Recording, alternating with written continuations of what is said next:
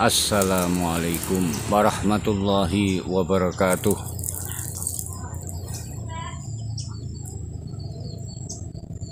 Bismillah, alhamdulillah, wassalatu wassalamu ala rasulillah, la haula wala quwata illa billah, amma ba'du. Sahabat, bapak, ibu,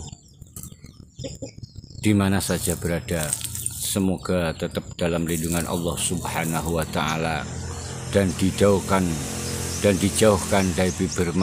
dari berbagai macam musibah, baik itu musibah sakit maupun musibah kematian maupun musibah kekurangan harta dan lain sebagainya.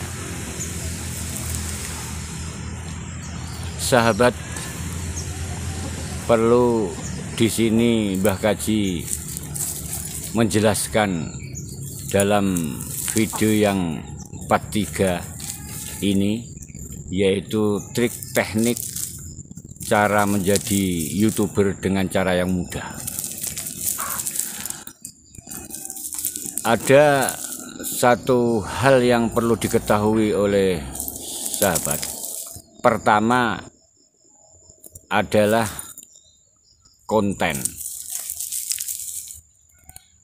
Awal mula Mbah Kaji membuat video yang diupload di YouTube, itu tidak tahu sama sekali apa namanya itu konten, namanya ngupload dan lain sebagainya. Karena ketika muda istilah konten itu nggak ada, yang ada adalah materi. Tapi untuk anak-anak muda sekarang, orang-orang sekarang, terutama generasi muda, sangat paham, sangat memahami apa yang disebut konten, apa yang disebut ngupload dan lain sebagainya.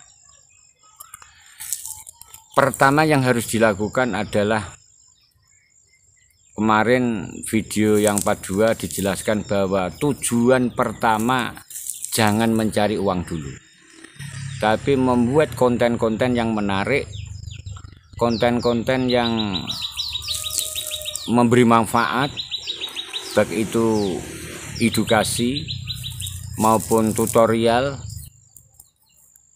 maupun pengalaman pribadi. Itu bisa dibuat konten dan diupload di YouTube. Dan ini sebagaimana dilakukan Mbah Kaji. Sampai saat ini, detik ini, mengedit pun tidak bisa. Sehingga dengan bantuan teman-teman, maka setelah membuat satu video, kemudian saya minta tolong untuk diedit, kemudian diupload. Sehingga diperlukan kreativitas. Kemudian kreativitas itu apa yang dilihat, apa yang didengar oleh kepala, baik itu pengalaman orang, pengalaman pribadi, pengalaman tetangga, itu bisa dijadikan konten di dalam video. Kemudian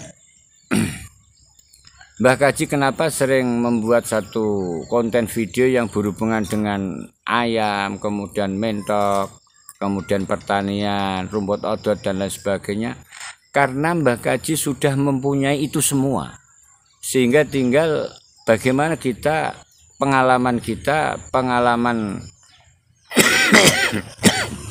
pengalaman sahabat kemudian dijadikan satu konten, sehingga dengan kreativitas itu insya Allah konten-konten akan diminati oleh banyak orang. Mbah Kaji tidak menutup kemungkinan bahwa konten atau video YouTube Mbah Kaji memang ada yang sedikit penggemarnya, tapi juga ada yang banyak penggemarnya. Jadi semuanya tidak bisa disangka bahwa ini nanti konten ini diupload kemudian penggemarnya banyak, tidak bisa. Dan itu pengalaman kami. Jadi kita tidak tahu mana yang disukai oleh banyak orang.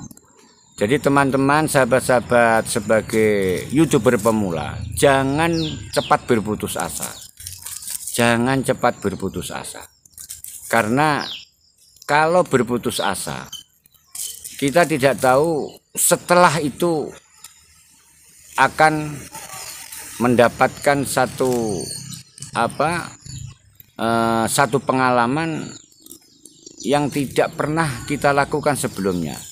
Jadi apabila belum naik, apabila belum banyak yang nonton, terus upload saja apa saja yang ada di sekitar kita.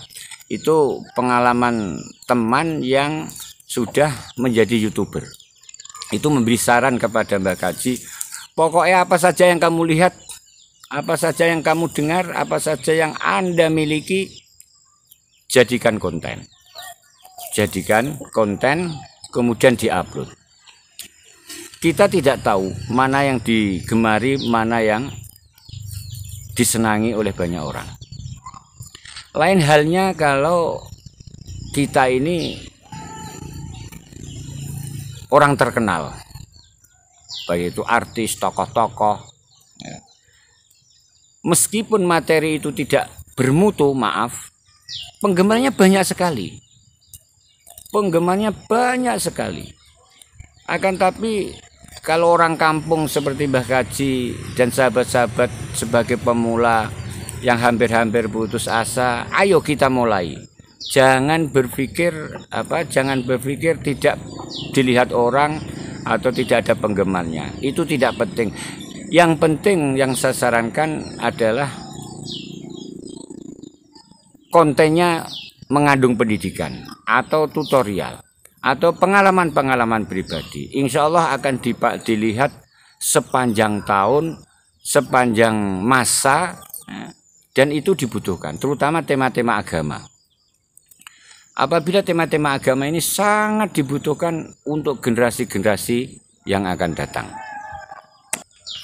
Jadi saran Mbah Kaji untuk pribadi saya sendiri, kemudian untuk teman-teman sebagai YouTuber awal atau teman-teman yang ingin memulai menjadi YouTuber, itu tadi adalah jangan cepat putus asa dan buatlah konten sebanyak mungkin, buatlah video sebanyak mungkin,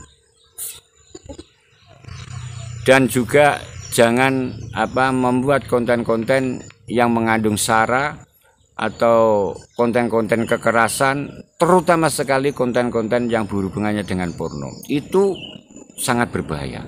Akan tapi apabila itu lolos dari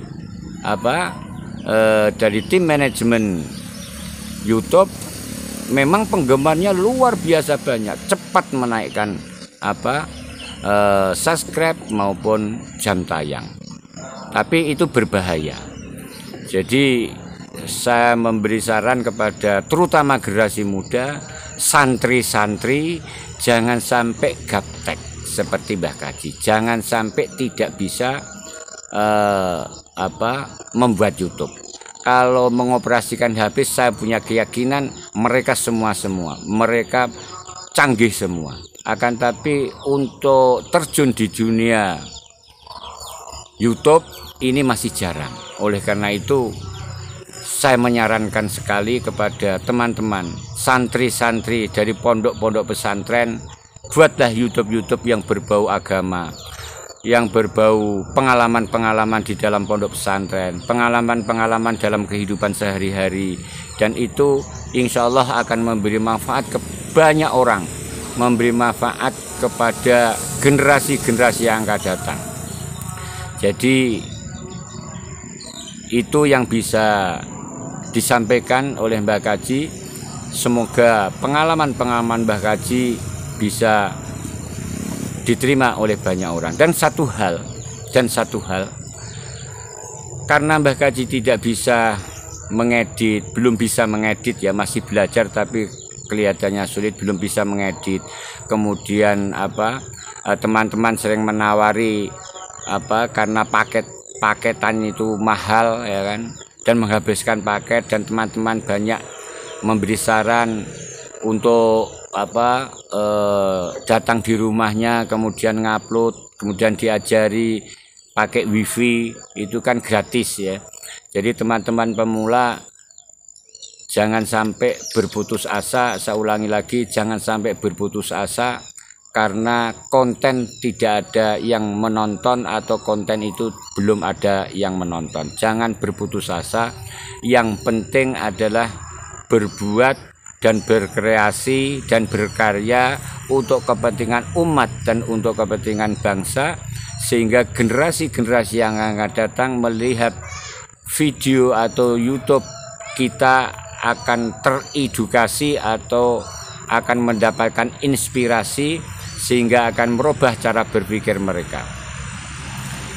Demikian, apabila ada kata salah saya minta maaf, dan terutama sekali saya mengucapkan kepada sahabat-sahabat Mbah Kaji yang sudah subscribe, yang sudah menonton, dan disarankan kalau menonton, kalau ada iklannya jangan sampai dilewati karena itu penting sekali.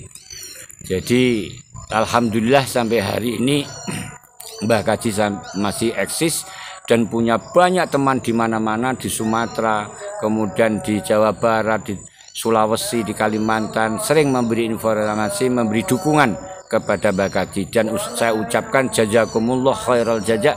Semoga amal baik panjenengan, amal baik kalian semua diterima oleh Allah Subhanahu wa taala dan mendapatkan balasan yang setimpal. Amin Allahumma amin. Wassalamualaikum warahmatullahi wabarakatuh.